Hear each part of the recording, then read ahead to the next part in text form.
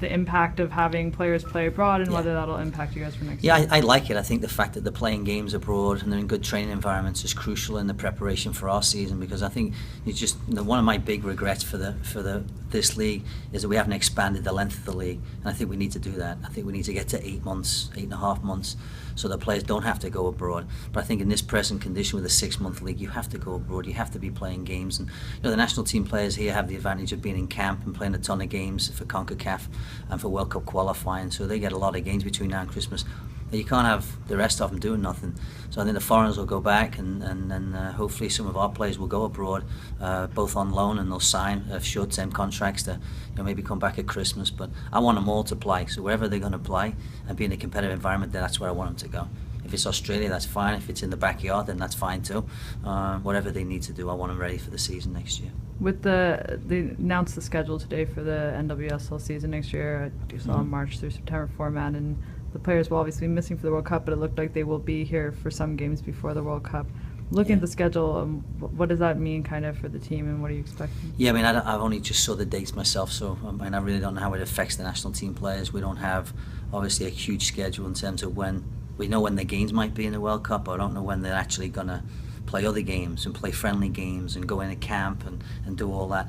With the foreign players, a little bit easier because they're on FIFA dates. So we take the FIFA dates and it's easy for us to manage them. We have Nadine's dates already, so for that stuff it's kind of easy. But some of the other players, it's going to be very difficult to figure out, and until we get all the information from the league and all the players, just particularly the US team, we really can't manage that side of it.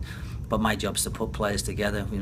I'm almost going into looking at, we need to fill it no matter what. So let's assume that they're not here at all during the season, and let's fill it with players that we need, top players that can help us win games. Given that roster size was something you brought up early in the year, is that something that you're discussing now? Yeah, I mean, I think to me, I've asked, we've been talking about this morning as a group here in Portland about, the roster size increasing, and also another international spot. So we've asked the league, we've gone to the league and see if that is possible, because I think both those things are needed, especially in a World Cup year. There'll be teams that are in the World Cup that will also be in the Olympics the following year.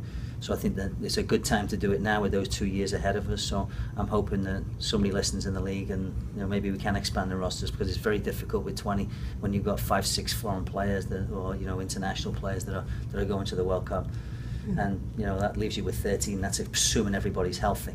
And you can't assume that everybody's going to be healthy. I guess you can't necessarily know yet, because you don't know where necessarily players are going, how long their seasons are going to run with whatever other clubs abroad they might be playing with. If the seasons are running kind of up to where the World Cup are with other teams, I mean, you had players arrive late this year. It's going to be even harder with the World Cup. How's that going to impact? Yeah, I mean, we're not going to go after players that can't be here. New players, obviously, the Vero type's different.